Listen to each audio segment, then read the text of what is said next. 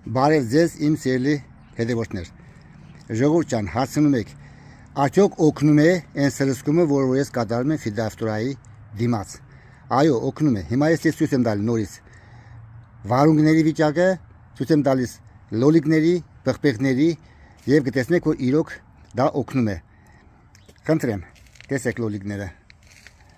Դուք տերևներն տեսեք։ Ասեն սկսել հասունանալ այսօր հուլիսի 24-ն է։ Խնդրեմ։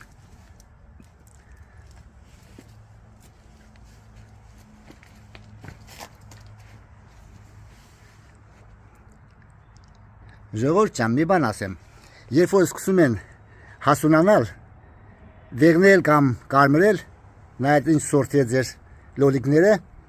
մի աշխատեք, անմիջապես պոկեք հասունացածը։ Թողեք, որպեսզի նա ինքը հասունացման ֆերմենտները փոխանցի մյուսներին եւ մի քանի օրից ամբողջ ողջույնները կունենաք արդեն հասուն վիճակում։ Խնդրեմ, այս է լոլիկներն է, որ ես ցույց տվեցի։ Մոտիկից տեսեք տերևների առողջական վիճակը։ Խնդրեմ։ Այստեղ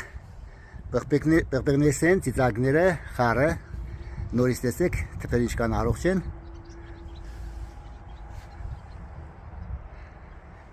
Հիմա ես ցույց տամ նաև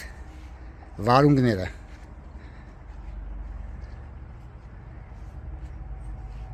Եղյանը նստած դեր ցող կա։ Այստեղ ժողովուրդ ջան։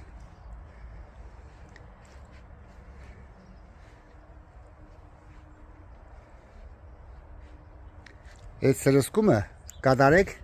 14 օրը մեկ, մի քանի անգամ, ոչ մի բանի վնաս չի տալի, որովհետև պարունակում է ինչ, կաթ, ջուր, պերոքսիդ ոդիգու, պերեգիս վադարոդը 3% եւ յոդ։ Յոդի փոխարեն կարող ունել նաեւ մարգանցով կա։ Իսկ վարունգների համար նույնիսկ կարող եք ավելացնել այդ 10 լիտր լուծույթին նաեւ 1 թեյի գտալ միզանյուտ, մաչևինա։ Շատ օգնում է։ Այսքան բան, ձեր դեր Բորիս Խանբեգյանը, եղեք առողջ, բարին ընդ ձեզ։ Եթե հավանեցիք դրեցեք լայքերը, բաժանորդագրվեք իմ YouTube-ան ալիքին։ Ցտեսություն։